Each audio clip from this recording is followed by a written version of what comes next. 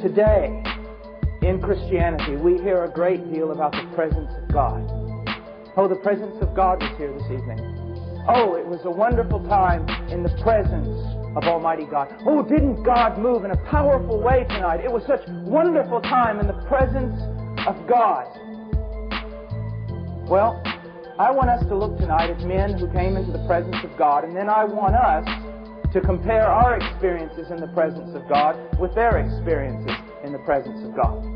Start with Moses. He's out there shepherding some goats. He sees a bush that's burning but will not be consumed, and he's drawn to it by God Himself. He draws near to that bush, and the first thing he comes to understand is that he has to change, that he has to humble himself, that God has appeared, and he's to take off his shoes because he's standing on holy ground.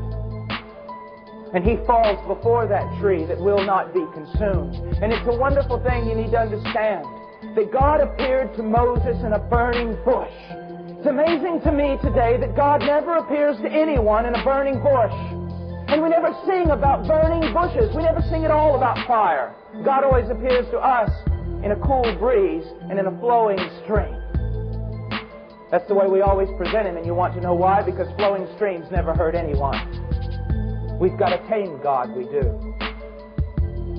But I want you to know, when God comes and visits a man, He doesn't always visit him as a cool wind or a cool stream.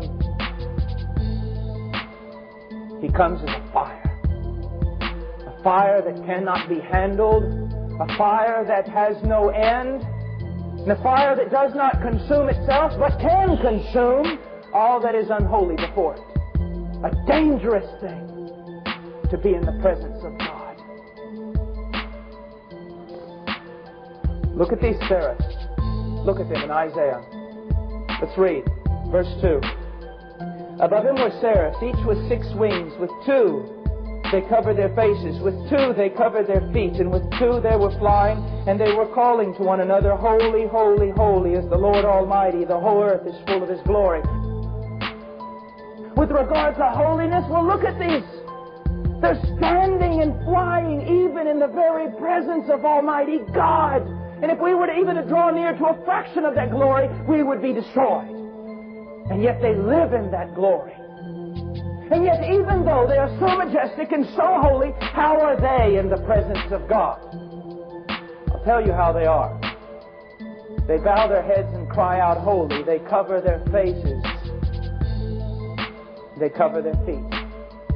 I've always asked myself, why on earth did they cover their feet? I mean, what does feet have to do with holiness? What does it mean? I never could figure that out, honestly, until one day I was listening to R.C. Sproul. And I think he hit upon the thing. He said, feet are always associated with clay. And clay with the creature, the dust of the earth. And these majestic beings, even in the presence of God, were bowing their heads and covering their feet, acknowledging that they were a creature and they were not God. And the place that they held was a place not of rights. It was not their right to be there, but their privilege, graciously given to them by God Himself. Look at the way they act in the presence of God, and then look at you.